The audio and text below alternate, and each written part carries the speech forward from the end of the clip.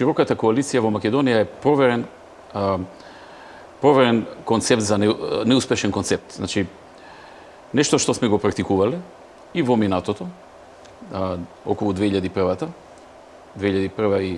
во 2001-та практично, и сега, откако настана политичката криза, и во двете ситуации даде лоши резултати и државата стана нефункционална. Владата стана нефункционална. Кога владата е нефункционална, то се чувства низ целата држава.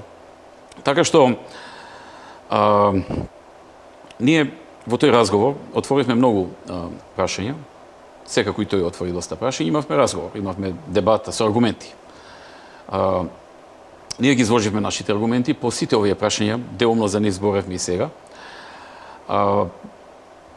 И на крајот тој практично кажа дека е очигледно после средбите со сите партии, не само со нас, дека тешко остварлива идејата за широка коалиција.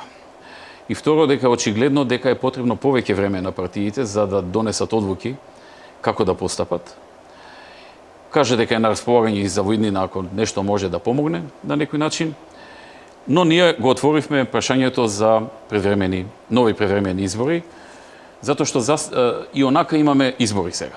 Значи, тоа не би било ниту некој преголем нов трошок, ниту некој ново малтретирање на граѓаните, бидејќи граѓаните и така на некој начин во наводници, кажано, ќе бидат малтретирани со кампањи заради локалните избори. Значи, тој период не ни бега, не можеме да го избегнеме, доаѓа 4 години кога треба да има локални избори, и тоа не може да се избегне на некој начин. Така што, кога веќе ќе ги има тие локални избори, добро е да се има и предвремени парламентарни избори. СДСМ веќе се изјасни дека не се за предвремени избори, но кај нив мислењето важи од вечер до утре.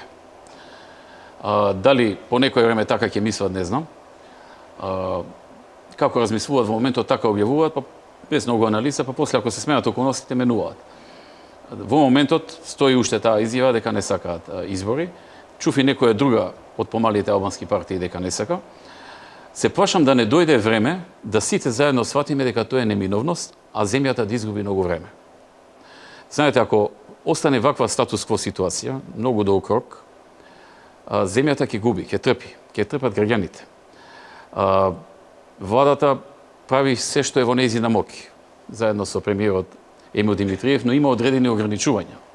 Тие не смее да продават државен имот, не смее да склучуваат одредени, не знам точно какви, но одредени договори, не смее да превземаат некои чекори, мерки.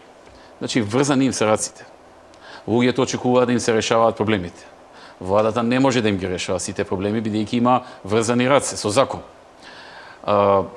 Значи, може да се случи 2 месеци, 3 месеци, 6 месеци или повеќе, да не може да се формира влада и на крај сите да кажеме да, треба предвремени избори, ама сме ги изгубиле тие 6 месеци. Знаете, инвеститорите и сега веќе во овие последни година дена, особено во овие последни 3-4 месеци, се повоздржани при носењето на одлуки да инвестираат во Македонија. Не е дека исчезнаа, не е дека ги нема, но не е како што беше. Бидејќи се плашат што ќе биде, како ќе биде, неизвестност, кој ќе дое на власт, каква политика ќе спроведе. Знаат од минатото СДСМ кога беше дека политиките не беа баш добро наклонети за странските инвеститори. Немаше еден странски инвеститор во земјата. И тоа не беше случајно.